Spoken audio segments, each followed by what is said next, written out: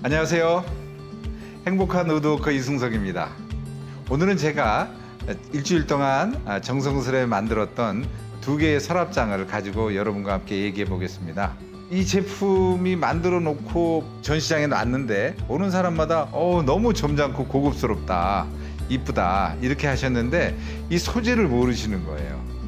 그래서 오늘은 제가 이 소재에 대한 얘기, 즉 가구와 소재는 어떤 건가, 어떻게 만들어져야 가구가 참 이뻐 보이고 좋은 거고 가치가 있는가, 그런 얘기를 한번 해보고 싶어요.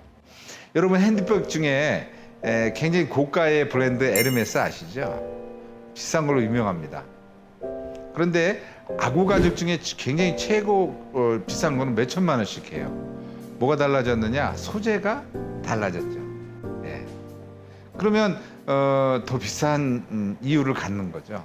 자, 이 가구도 마찬가지예요. 뭐 수납 공간 싼 거는 10만 원짜리도 있고요. MDF로 막 이렇게 만들어서 칠 쫙 뿌린 거는 얼마 하지 않죠. 그러나 소재가 다르고 그 소재에 오리지널리티가 있으면 굉장히 이거는 얘기가 달라지지 않겠습니까? 제가 이 소재에 대한 얘기를 먼저 한번 해보겠습니다. 자, 이 서랍장의 이 무늬가 굉장히 아름답습니다. 이것은 멀 메이플이라고 합니다. 멀 메이플은요, 단풍나무가 보통 이렇게 수직으로 나무가 자라잖아요. 근데 이 나무의 현상은 나무의 하부에 혹처럼 큰 덩어리가 있게 됩니다. 그 덩어리가 나이테에 관계없이 비비 꼬이고 얽혀서 이러한 문양을 만드는 거예요. 그래서 이거는 멘틀리라든가 고급 승용차의 대시보드에 이런 걸 쓰입니다. 그리고 기타 같은 데 보면, 명품 기타 이런 데 보면 무늬목이 아니라 진짜 이런 나무로 요 부분을 잘라 쓰는 거예요. 요만큼의 엄청 비싼 거예요. 근데 제가 이 나무를 어느 악기상 하시는 분한테 어렵게 구해서 가지고 있었습니다. 그래서 이런 문양 자체가 그냥 오일만 바른 건데 이렇게 아주 고급스러운 문양을 갖죠. 그리고 이거는 뭐냐면요, 이거는 놀라지 마세요. 대한민국의 참나무입니다.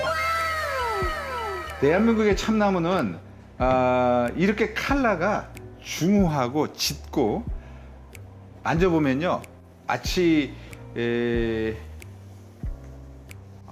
아주 촉감이 좋아요. 단단합니다. 그래서 이 대한민국의 이 오크, 화이트 오크, 참나무를 건조해서 가구를 만드는 사람이 저는 못 봤어요. 저는 그런 부분에 대한 자부심을 갖고 있습니다.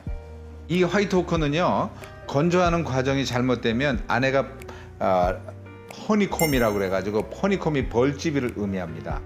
벌집처럼 안에가 구멍이 송송송송 뚫리게 돼 있고, 그리고 잘못 건조하게 되면 나무가 뒤틀리고 갈라지는데, 국내에서 이 화이트 오크를 건조를 못 해가지고 우리 땔감 중에 참나무 땔감이 굉장히 좋죠.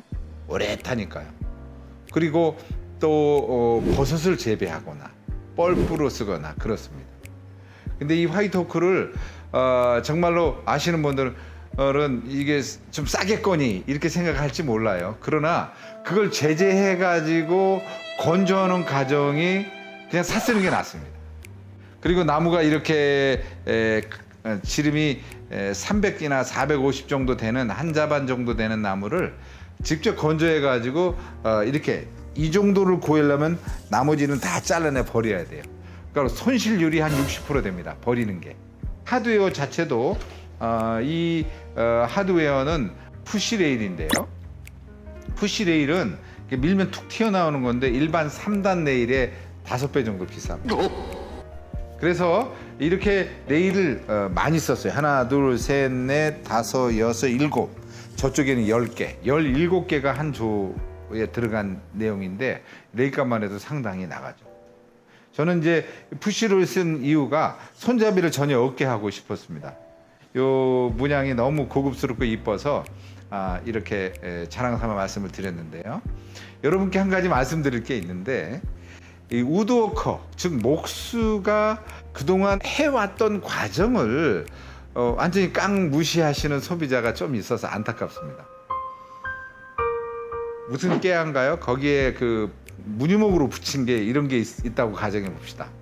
어떻게 갖겠어요? 그건 이런 진짜 리얼한 나무가 아닌데요. 그리고 만든 과정이 이렇게 붙이는데 며칠, 또 연마하고 서랍을 안에 다 짜놓고 이런 수공예가 수반됐기 때문에 이런 평생 써도 괜찮은, 대를 물려줘도 쓸 수 있는 이런 그 천연 그 느낌 그대로의 가구가 있잖아요. 같을 수는 없겠죠.